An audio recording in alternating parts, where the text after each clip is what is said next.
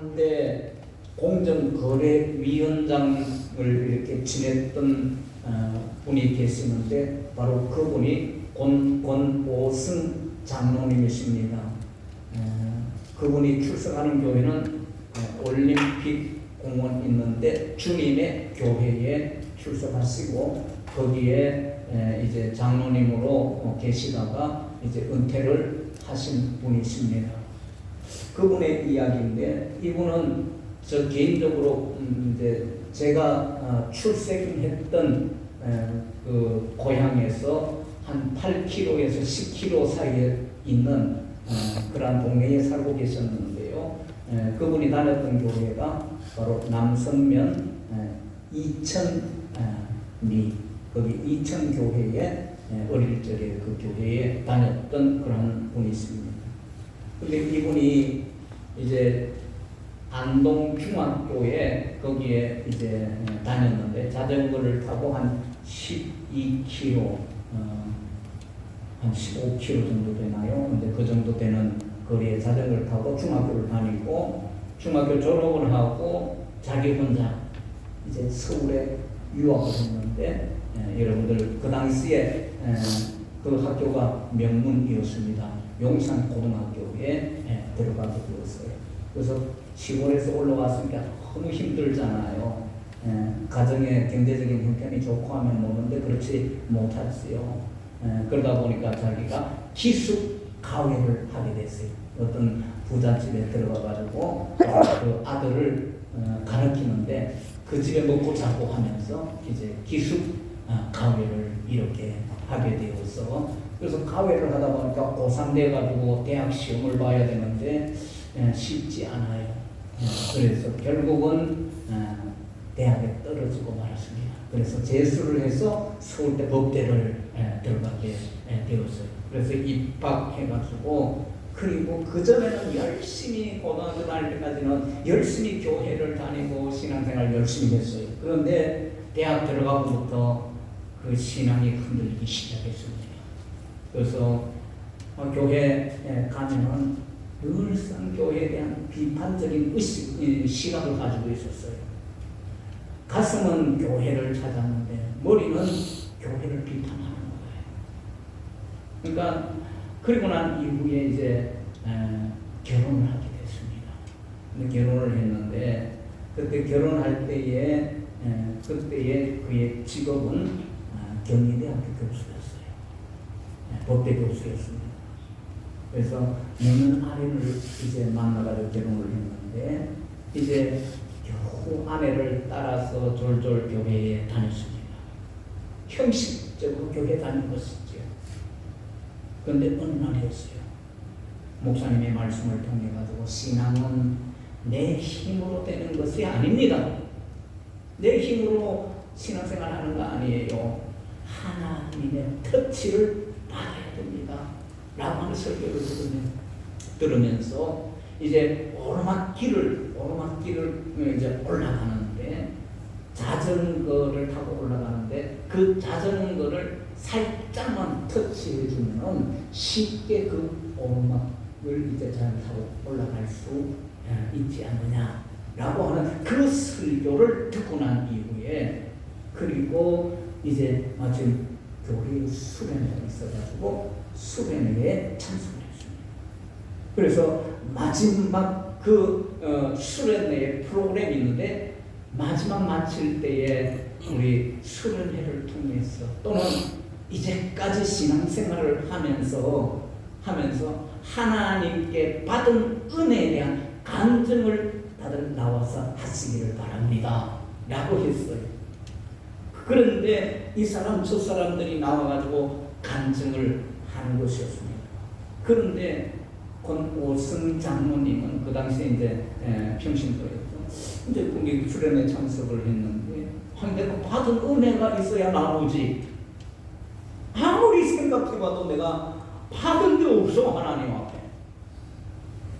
잘된 것이라고는 보면은 모든 것이 내 노력에 의한 보상이었지.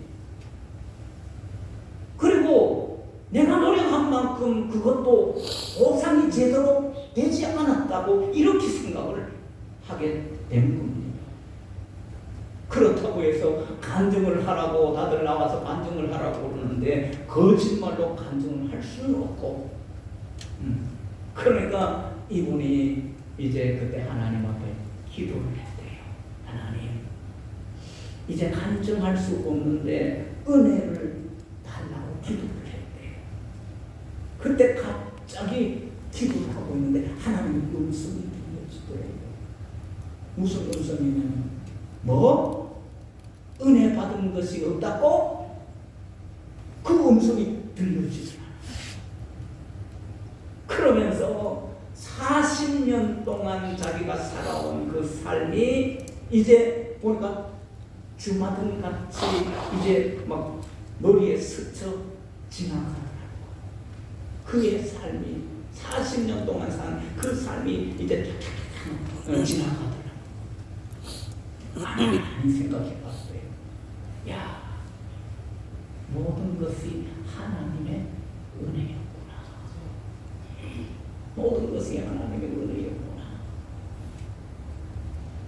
나를 택해 주시고 나를 구원해 주신 그 은혜를 이제 깨닫기 시작하면서 자기도 모르게 눈에서 눈물이 절절절절 흘러나기 시작합니다. 누가요? 서울대 법대를 나오고 경희대 법대 교수가 눈에서 눈물이 막 그냥 철철철철 흘러나립니다. 그로부터 율법 전서를 읽던 그 사람이 성경을 읽기 시작합니다. 성경을 읽을 때마다 하나님의 은혜가 막 임하기 시작하는 거예요. 가슴이 막 뜨거워지기 시작합니다. 그런 은혜를 통해서 완전히 달라지기 시작합니다. 그렇게 되니까 갑자기 또 기회가 생겨가지고 그 이후에 서울대 교수로 들어가게 됩니다. 교회 장로가 되어가지고 이제 교회를 섬길 수 있도록 그렇게 만들어 주십니다. 그리고 2006년도에 하나님의 은혜로 공정거래 위원장으로 발탁이 되어졌습니다. 그런 말 아닙니다. 하나님께서 나를 어떻게 사용하실까를 위해서 저는 항상 기도합니다.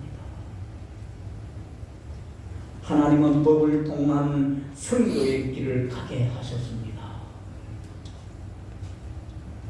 그 후에 그분은 주님의 교회 이제 장로님으로서 하나님의 그 때를 따라 돕는 은혜를 체험하였기에 3사의 이제 법대 교수로 그리고 경희대 교수로 서울대학교 교수로 공정위원회 위원장으로 이렇게 되어졌던 것이 때를 따라 하나님께서 돕는 은혜를 허락해 주셔서 이렇게 체험했습니다. 그래서 저는 하나님의 나라 실현을 위해서 열심히 헌신하고 있습니다 라고 그렇게 이루게 돼요. 사랑하는 성도 여러분, 저와 여러분들도 하나님의 그 놀라우신 때를 따라 돕는 은혜를 경험하고 체험할 수 있는 그런 은총이 있어지기를 주님의 이름으로 축원합니다.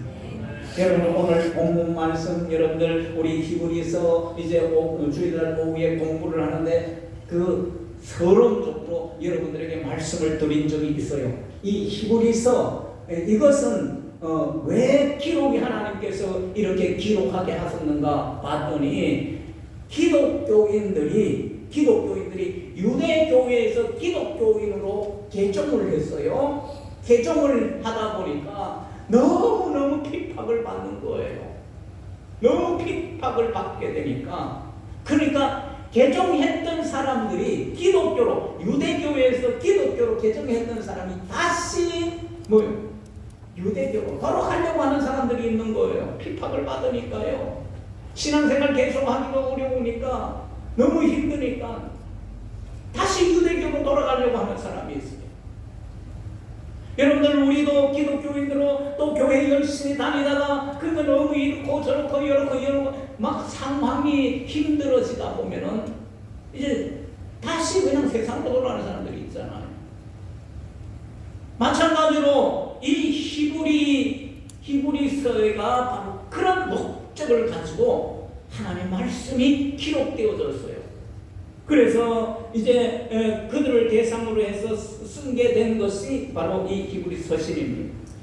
모든 유혹을 물리치고 그리스도에 대한 신앙을 굳게 지킬 수 있도록 하기 위해서 이제 기록된 말씀입니다. 그래서 히브리서 기자는 그리스도의 우월성, 예수 그리스도가 얼마나 우월하신 분이신가라고 하는 사실을 변증을 합니다. 하나님이 베풀어 주신 은혜를 얻어서 우리의 믿음을 굳게 지켜 나가야 합니다 라고 그렇게 권면을 하고 있는 것이 바로 히브리서입니다. 여러분, 오늘 16절 말씀을 한번 보십시오. 16절 우리 다같이 16절 한번 보겠습니다. 시작. 그러므로 우리는 국률하심을 받고 때를 따라 돕는 은혜를 얻기 위하여 그랬어요. 여러분, 유대교회에서 기독교로 개종을 했는데 너무너무 힘드니까 많은 사람들이 이제 다시 과거로 돌아가고 이렇게 하는 그 모습 가운데 오늘 말씀의 본면은 무엇인가 하면은 우리는 국률하심을 받고 때를 따라 돕는 은혜를 얻어야 된다. 그것을 말씀하고 있는 것이에요. 여기서 때를 따라 돕는 은혜라는 것은 최적의 때, 하나님께서 최적의 때에 도움의 손길을 내려주시는 것을 의미하고 있는 것입니다. 그래서 하나님의 보좌 앞으로 나가는 사람은 필요할 때에 가장 적절한 시기에 도움의 은혜를 받을 수가 있는 것입니다. 이러한 은혜가 그리스도인들을 위해서 준비되어져 있어야 합니다. 그렇다면 하나님의 때를 따라 돕는 은혜를 받기 위해서 과연 어떻게 해야 할까? 여러분들이 힘든 일이 생겨나고 어려운 일들이 생겨나고 이런 상황 저런 상황 여러 가지 상황이 우리 앞에 이제 돌출 형식으로 나타날 때에 그때에 우리는 어떻게 해야 되냐? 하나님의 때를 따라 돕는 은혜가 있으면은요 그것을 잘 극복할 수가 있도록 이렇게 하나님 해주신다. 그러면 어떻게 해야 되는가? 그 첫째는 보니까요, 믿음의 도리를 굳게 잡아야 된다. 믿음의 도리라는 것은 뭐냐면 이치라는 것이에요. 믿음의 이치, 믿음의 진리를 굳게 잡아야 된다. 그것이 14절에 나타납니다. 우리 14절 다같이 한번 보실까요? 다같이 시작. 그러므로 우리에게 큰 대제사장이 계시니 승천하신 이곳 하나님의 아들 예수시라. 우리가 믿는 도리를 굳게 잡을지어다. 믿는 도리를 굳게 잡아야 된다. 여기서 믿는 도리라는 것은 우리가 공적으로 고백하는 진리. 저와 여러분들이 공적으로 고백하는 진리가 무엇입니까? 바로 여러분들 복음이라는 것이에요. 영적의 진리. 그게 복음이에요. 여러분, 복음이라 그러면 무엇입니까? 예수 그리스도의 십자가와 부활 아닙니까?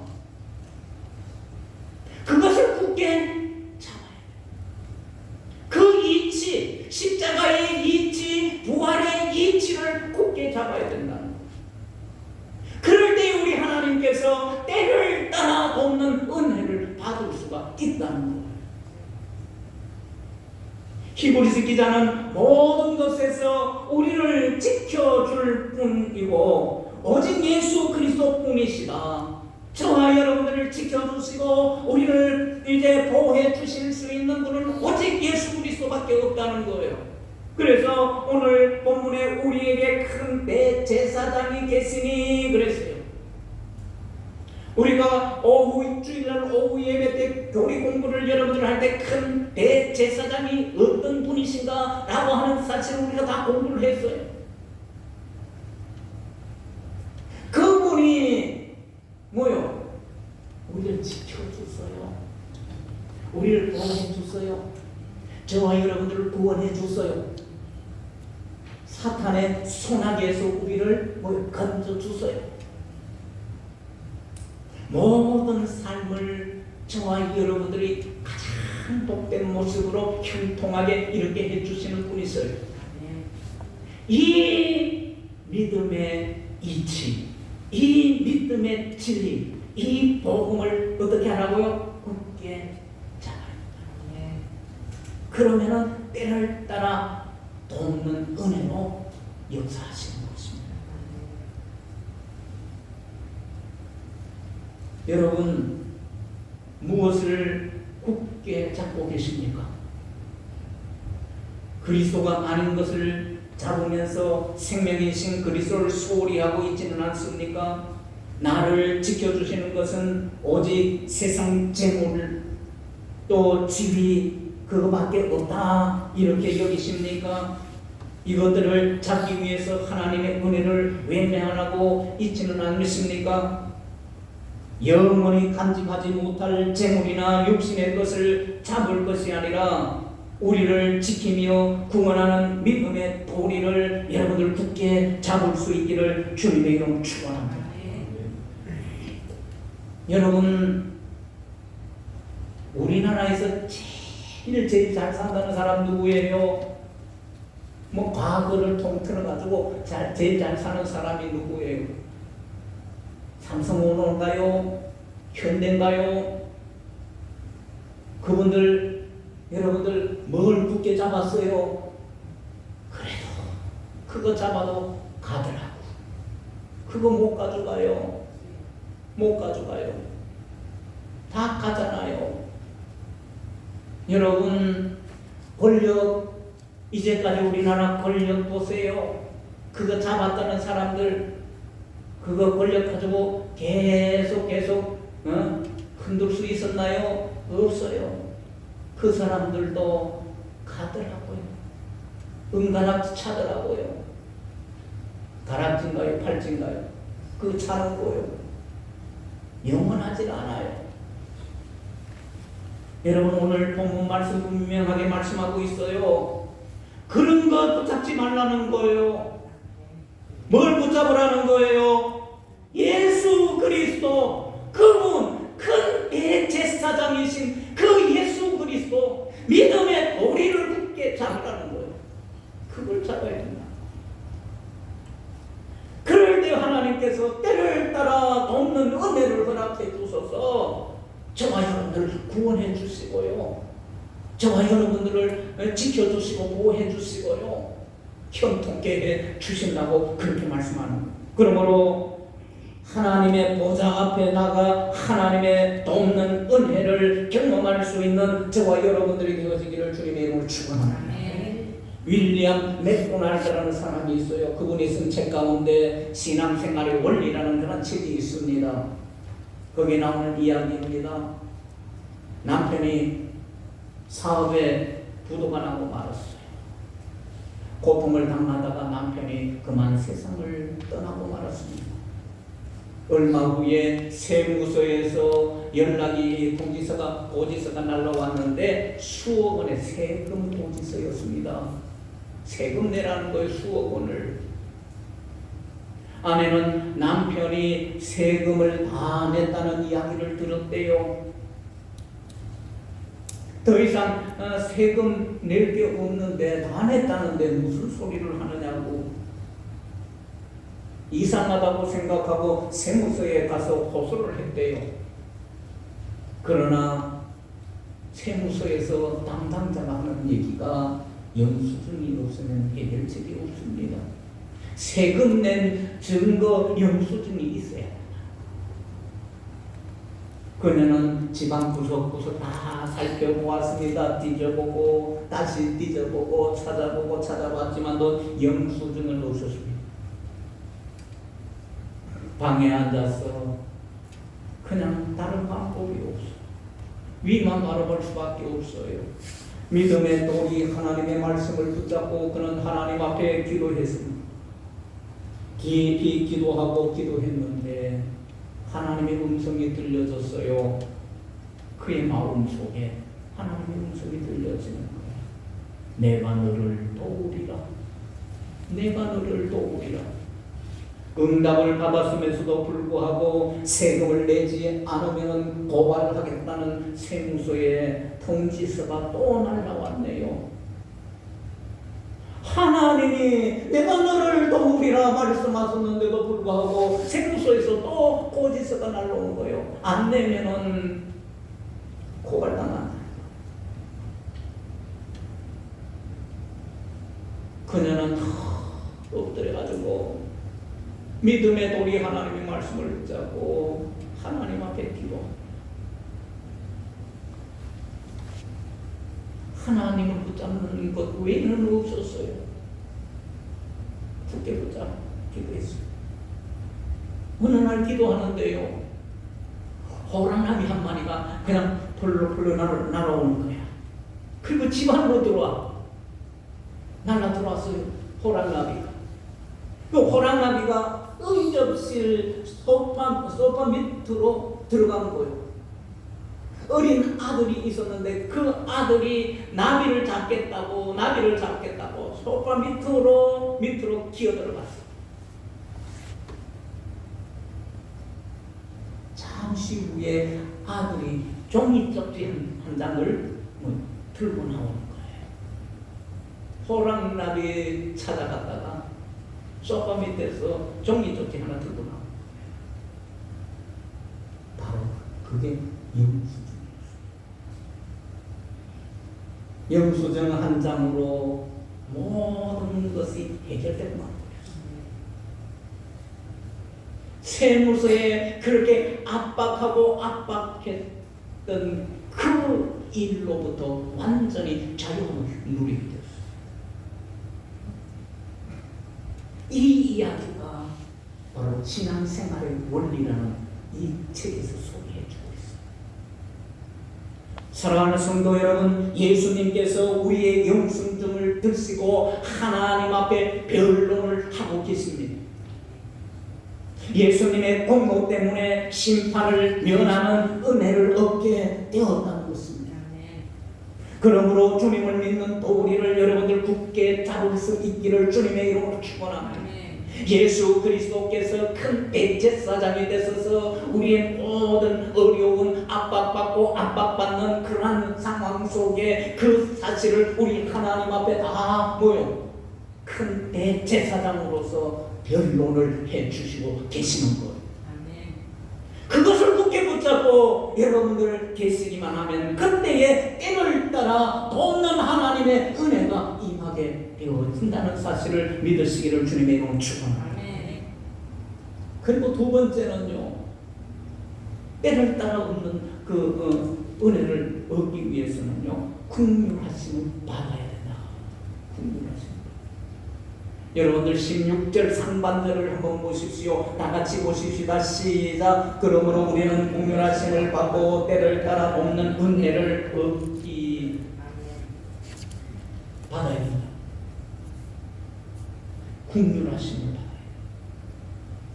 여기서 긍휼함을 받고라는 것은 하나님의 자비하심을 얻다라는 거예요. 때를 따라 은혜를, 하나님의 은혜를 이제 받기 위해서는 뭘 해야 된다고요? 하나님 긍휼을 자비로. 긍휼은 부당하게 고통받는 것을 볼 때에 생기는 동정이나 연민인데 하나님이 인간을 이해하는 능력을 가르치고 있는 것이에요. 하나님이 저와 여러분들을 이렇게 보시고 여러분들이 힘들고 어렵고 이러한 모든 삶을 하나님이 이렇게 살펴보시고 하나님께서 우리를 향한 연민과 동정 이런 것을 얘기를 하는 거, 불쌍히 여기는 마음이 생겨나는 그게 긍휼이야. 자비야. 그걸 하나님께로부터 저와 여러분들이 득해야 된다는 것이에요.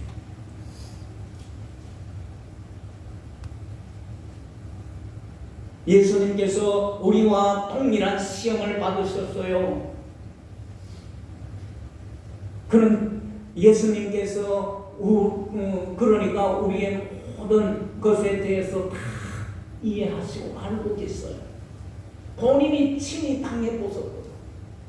우리가 당하는 것보다 더 어려운 그런 고통을 당했었거든. 그러니까 저와 여러분들이 고통당하는 거 다 아는 거예요. 우리나라의 속담 가운데 그런 속담이 있죠. 가부 사정 누가 안다고요?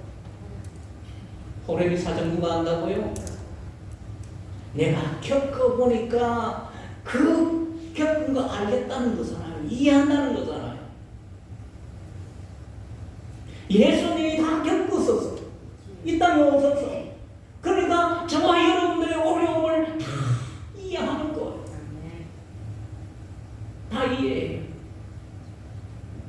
그것을 얘기합니다. 그러니까 거기에 대한 연민과 거기에 대한 동정심이 생겨나는 거예요.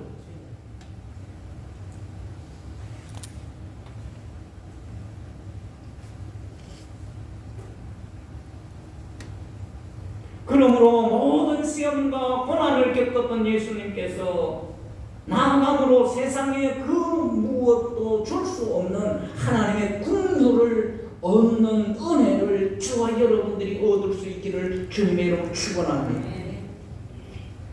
탈무드에 보면 이런 이야기가 있어요. 하나님께서 이제 천지 만물을 이제 창조하시기 전에 천사들을 이제 불렀어요.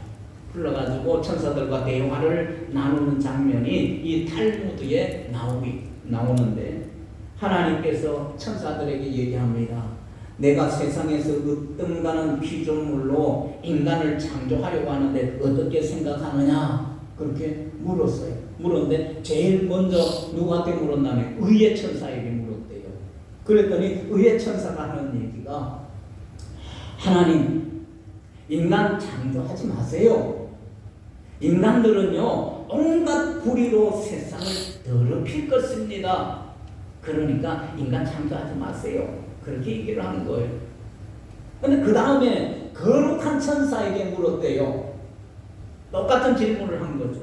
그랬더니 거룩한 천사가 이렇게 대답하는 거예요. 하나님, 인간을 창조하셔서는 안 됩니다. 그 인간들이 세상을 더럽힘으로 가득 채워질 것입니다. 그렇게 얘기하는 거예요. 그 다음에 또 천사한테 물었어요. 빛의 천사에게 물었대요. 그랬더니 빛의 천사는 하나님, 절대로 인간을 창조하셔서는 안 됩니다.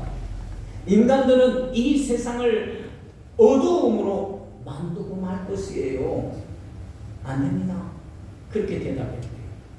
그 다음에 또 마지막으로 이제 국률이라는 천사에게 물었대요. 그때 국률이라는 천사는 다른 천사와 다른 대답을 하는 거예요. 이런 대답을 했어요.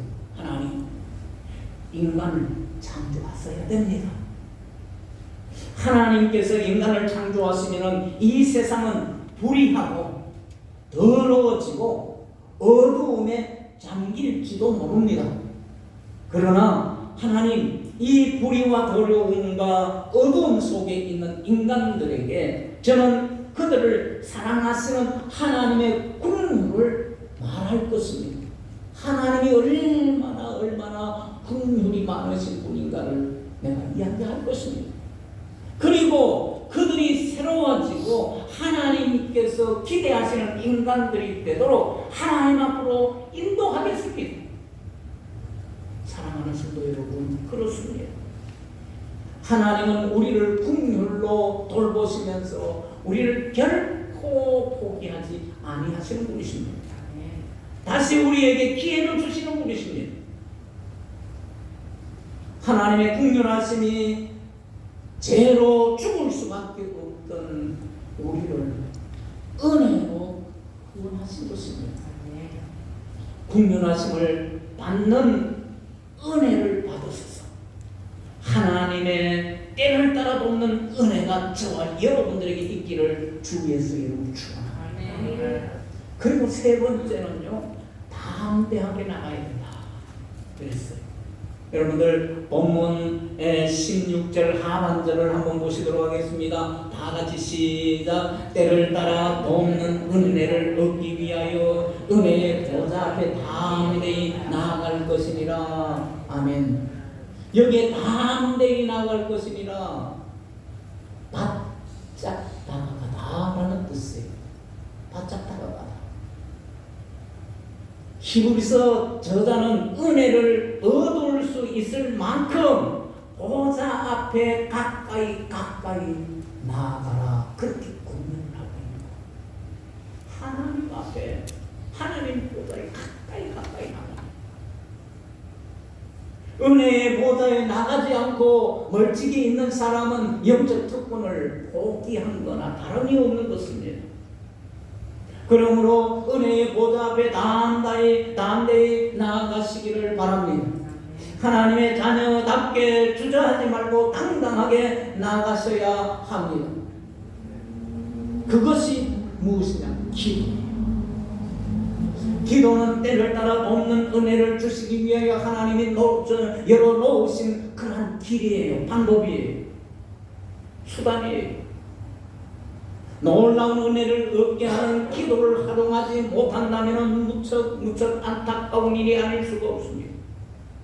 때를 따라 돕는 은혜를 주시기 위해서 열어두신 기도를 통해서 하나님의 도우시는 그러한 은혜가 있기를 주님이 축원합니다. 어떤 교회 학교 교사가 성경 공부 시간이었어요.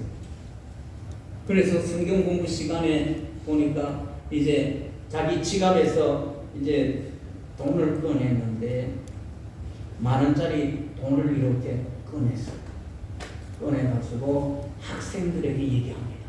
여러분, 아무나 나오셔가지고 지폐를 달라고 하면, 이 지폐를 달라고 하면 줄 테니까 나와 보세요.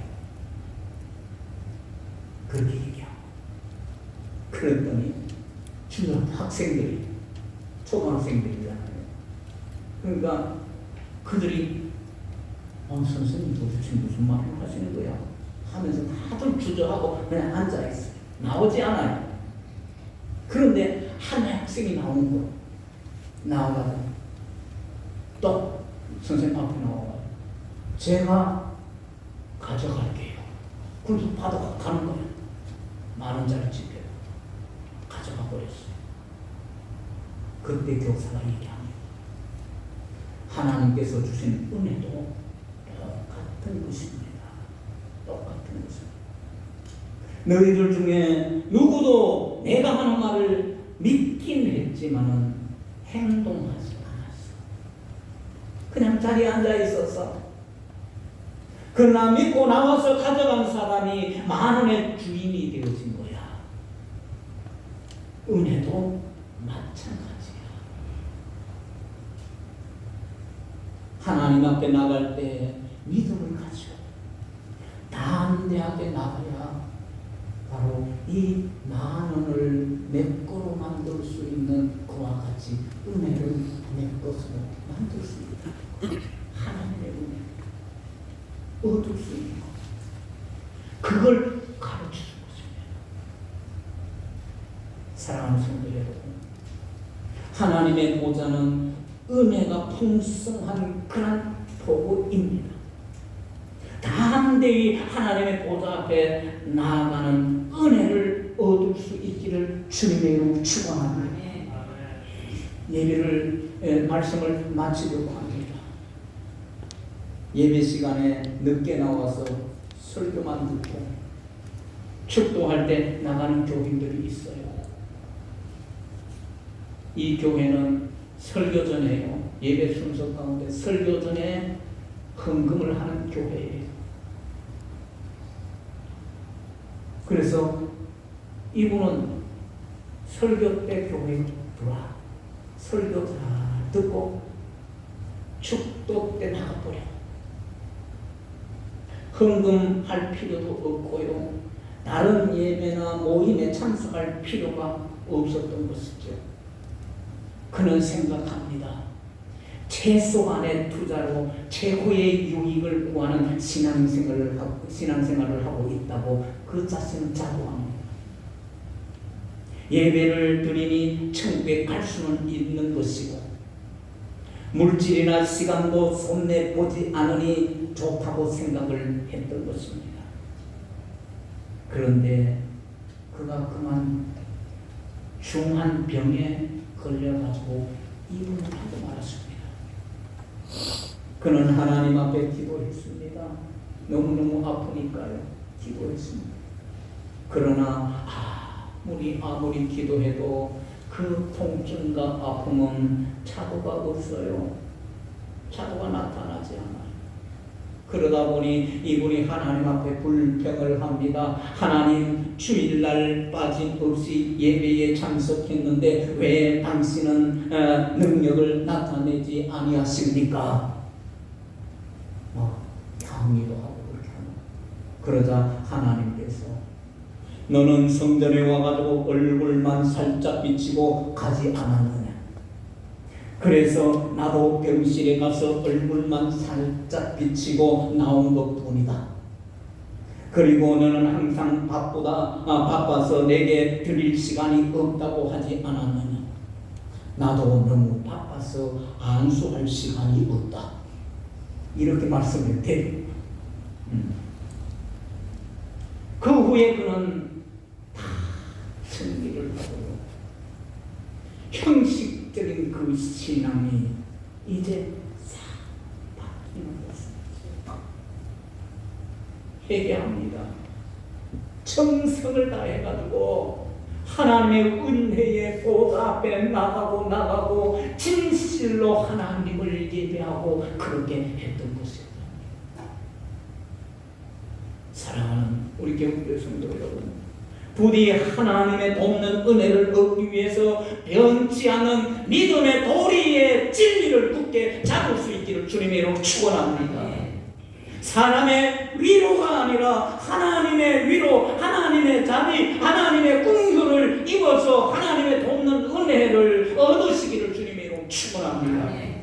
때를 따라 돕는 하나님의 은혜를 경험하기 위해서 기도를 통해서 담대히 하나님의 보좌로 나아가는 우리 개봉교회 성도 여러분들이 다 되셔서 때를 따라 도와주시는 하나님의 은혜를 득할 수 있는 모든 성도들 다 되어지기를 주 예수의 이름으로 축원합니다. 기도하겠습니다. 하나님 앞